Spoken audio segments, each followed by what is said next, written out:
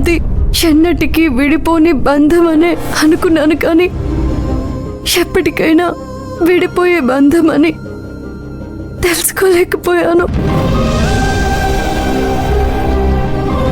మీరవునన్నా కాదన్నా, మీరు బాధ పెట్టినా మీ మీద ఈ ప్రేమ పోదు.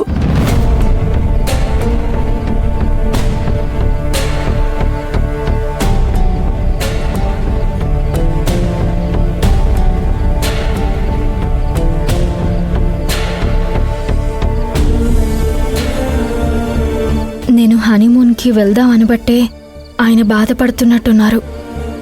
ఆయనకు ఏమేం పనులున్నాయో అర్థం చేసుకోకుండా నేను హనీమూన్కి వెళ్దాం అనడం కూడా కరెక్ట్ కాదు.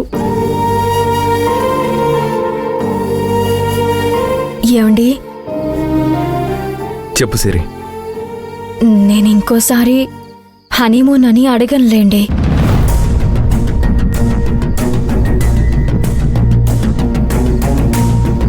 నేను హనీమూన్కి అడిగినందుకే మీరు ఆలోచనల్లో పడ్డారు కదా. ఏం వద్దులేండి. ఇక్కడ మీకెంత ఇంపార్టెంట్ పనులున్నాయో తెలియకుండానే నా ధోరణిలో నేను అడిగేశాను.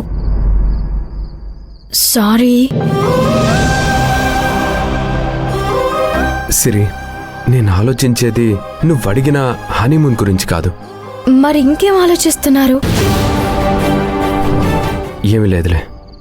ఏం లేదు అనే దానిలోనే ఏదో ఉంది అనేది అర్థమవుతుంది. పర్వాలేదు,